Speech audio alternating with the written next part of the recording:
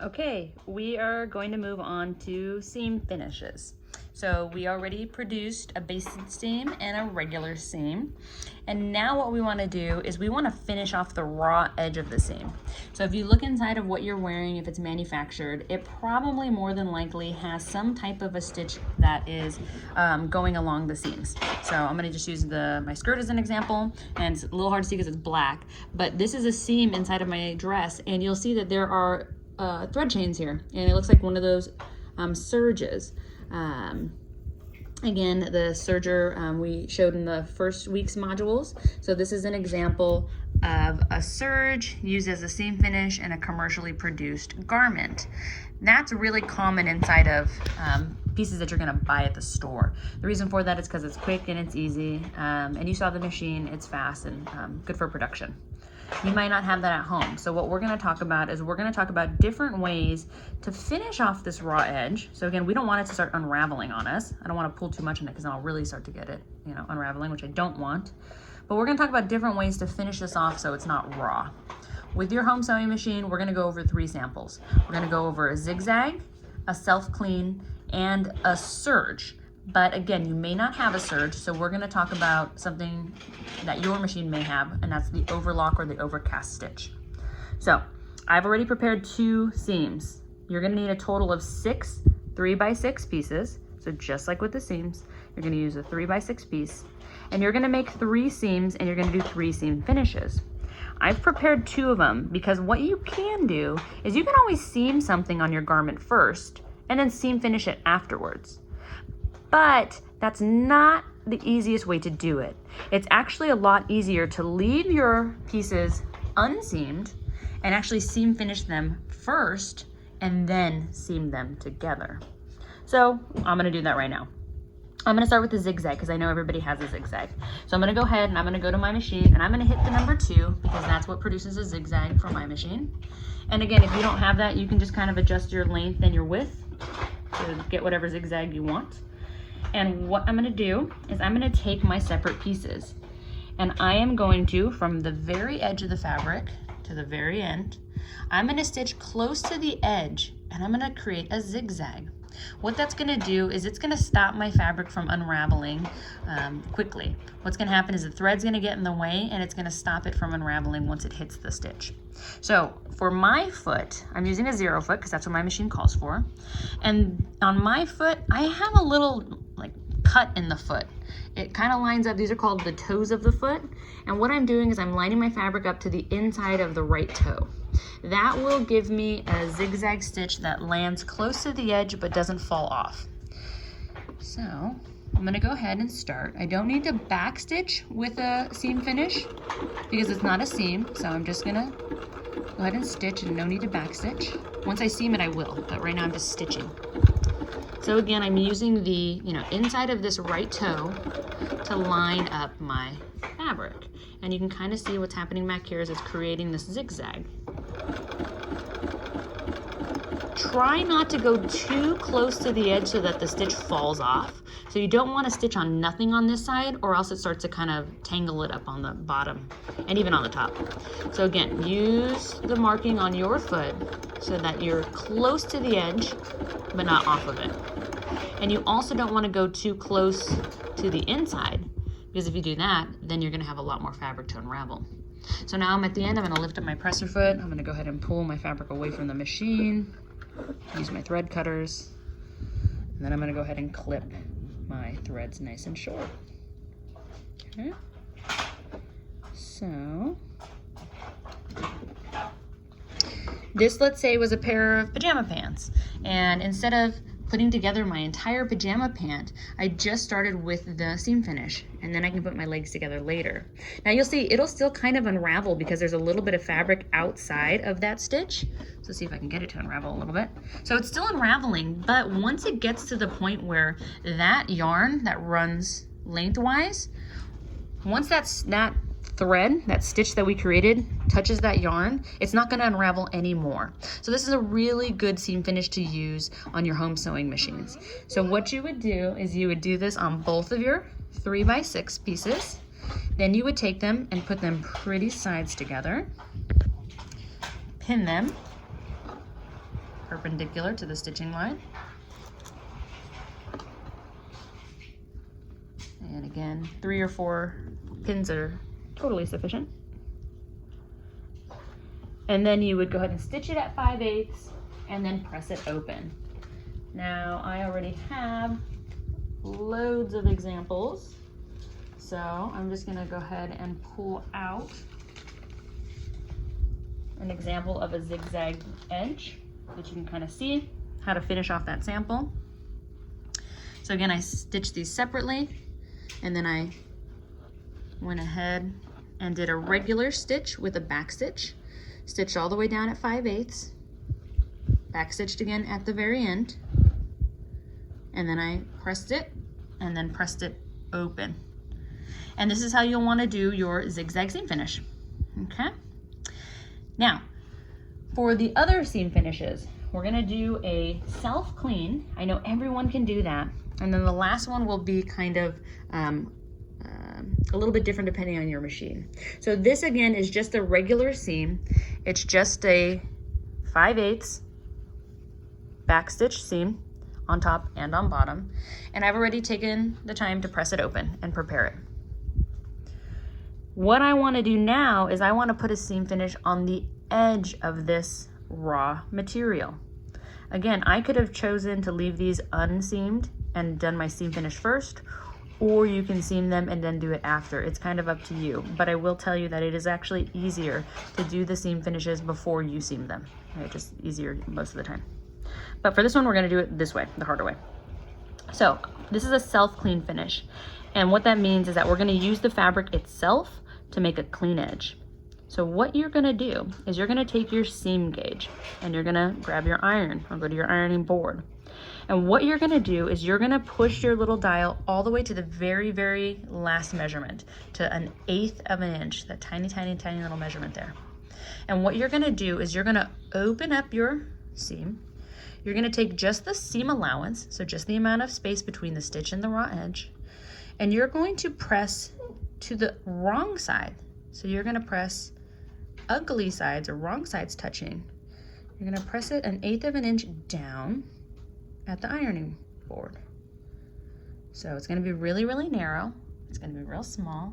It's gonna be a little tiny turn. And you're gonna do that on one side, and then you're gonna do it from the other side. And again, you're only working with the seam allowance, so that amount of space from your stitch to the edge. And it's just gonna be a tiny little narrow 1/8 of an inch press. So I'm gonna do that real quickly. I'm gonna jump to my ironing board, and I am going to open up my fabric. And it's a tiny little turn. It's a very narrow little press. I'm gonna kind of start in the middle and work my way out. Careful when you're doing really small, narrow little press jobs. Just be careful of your fingers. You definitely don't want to burn yourself. Okay, it's pretty warm, so I'm kind of just using the heat from the board to help me turn this.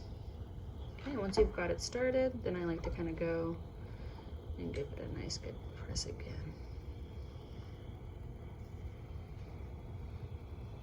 Okay, so that's one side. Got one side pressed. Now I'm going to move to the other seam allowance, kind of making sure that I don't unpress that one. And again, it's really narrow, so I like to kind of start in the middle with these narrow press jobs and kind of work my way out. Keep that seam gauge on hand so that you can kind of make sure that you're doing the right measurement. Again, it's really small. So this one's a little bit more challenging than the zigzag. It also takes more, time, so it's a little more time consuming. So this isn't something that you would see on just regular old manufactured stuff. You may see this in a designer piece or maybe a more expensive piece that you would buy at the store, but this is not something that you would see in a lot of fast fashion clothing because it takes more time, it takes more expertise, but it looks beautiful. So we're gonna go ahead and go back to the sewing machine now. And what you're gonna do is you're gonna go back to a regular straight stitch, just a regular old stitch, okay? Now what you're gonna do is you're gonna place just the seam allowance. So I'm gonna start with just one. So I'm gonna grab just one of the seam allowances, and I am going to place the folded side onto the machine. Now notice I didn't put any pins in this because it's really difficult to pin that tiny, tiny bit of fold there. So I'm not gonna pin it because it's too difficult, but what I am gonna do is I'm gonna use the machine itself to kind of hold that fold down. I'm gonna do that by looking at the pretty side of fabric. Now, this is where it gets a little hard. What you wanna do is you want to make sure that your stitch is as close to the edge as possible. We call this edge stitching. So edge stitching means I want it to be as close to the edge as possible, because if I think about the fold that I made, it's only 1/8 of an inch. So my stitch needs to be within that 1/8 of an inch space. So my stitch is going to be about 1/16 of an inch away from the raw, or from the folded edge, sorry. So it's gonna be really, really, really, really close. So I'm gonna take my fabric and I'm gonna place it so that that little bite, that little slice in the foot is right along the edge. So it's really, really, really gonna be close with my straight stitch. What you can do too at this point, if you have a machine that has a needle position button, you can also position your needle further to the left. So I could, or further to the left or right, kind of depending on which way you're stitching. But I could, if I wanted to, I could move my needle, if I hit this button, I could move my needle to the left. So I don't know if you could see it from that far away, but it's moving left, and I'm gonna hit the button again. And now it's moving right. So you can use these buttons to kind of move your needles around if you wanna get it closer to the edge. I'm gonna go ahead and leave mine in the middle just because I assume, you know, you might not have that. And I'm gonna stitch, like I said, as close as I can to the edge of that fabric. So I'm just gonna kind of move it just a smidgen over. And what I wanna do is back stitch because I want this to stay put. So I'm gonna go ahead and do 2 stitches, back stitch, and then stitch again. And again, I'm keeping it as close to that edge as I possibly can.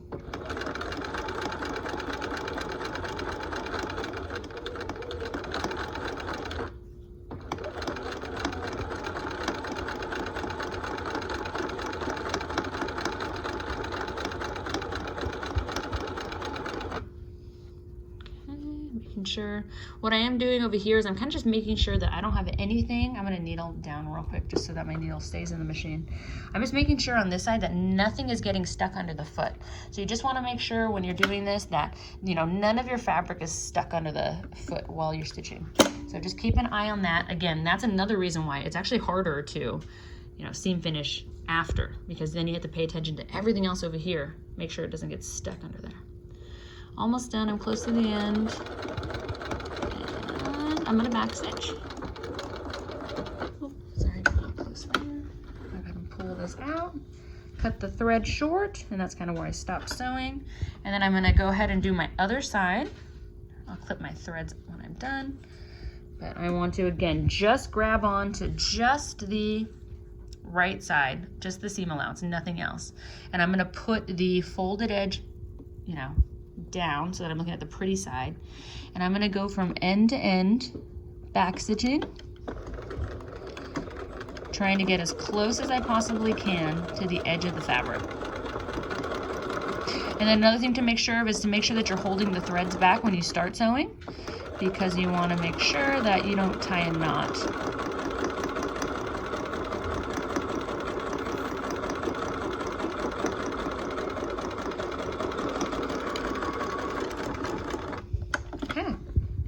So, let's go ahead and cut these nice and short. Cut these nice and short.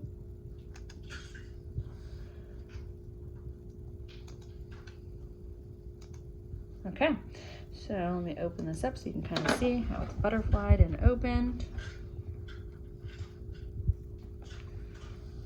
So you should have 2 stitches, 2 straight stitches going along this folded edge. They should catch, which they have, they've caught the fold that I've created. And again, this will come, you know, it might unravel a little bit, but it's gonna stop when it hits the stitch. And that's underneath, so it's not really affecting the seam finish itself or the seam allowance itself. And then from the outside, I've done absolutely no stitching on the outside. It's still beautiful. And again, this is something that you might see in maybe a nicer piece, something a little bit more expensive. It's pretty, It is a little bit bulky though, so just know that it does double up the fabric at the end, so it is a little heavy. Now, the last seam that you're gonna do, the last seam finish, is you're gonna do any overlock or overcast stitch that your machine has as an option. If you don't have an overcast stitch as an option, let me know, and you can do another zigzag. There are other types of seam finishes that you could do too if you wanted. You could do maybe bias tape, a French seam, so there are options. So please, if you don't have an overcast or an overlock stitch, please let me know, and we'll figure out what else you can do. My machine does have that option. So if I hit number 4, it prompts me to change my presser foot, and it already does presettings on the stitch length and stitch width. So I'm gonna go ahead and open up my presser foot box. I'm gonna take out the number 2 foot because that's what it calls for. And I'm gonna go ahead and switch my presser foot by pushing up on my lever on the left. It just drops my standard foot off. And I'm gonna go ahead and put my number 2 foot on, the one that it calls for. Now again, I've already prepared the seam by doing a regular seam, back stitching on each end, and pressed it open at 5/8. Okay, so I'm gonna work on just the right side for now. Again, I'm gonna take everything away from the machine. I'm gonna get all layers away, and I'm just working on the one seam right now. What this is gonna do, this foot kind of looks a little strange. I'm gonna go to the very edge of the fabric, like I have been doing, but you'll notice that this foot has like an opening, or it almost like hits the edge. And so what you wanna do is you wanna lay the fabric so that it lines up with the edge of the foot. This is actually gonna go over the edge. So you do want it to be at the very, very edge, unlike the zigzag. The zigzag you work in a little bit.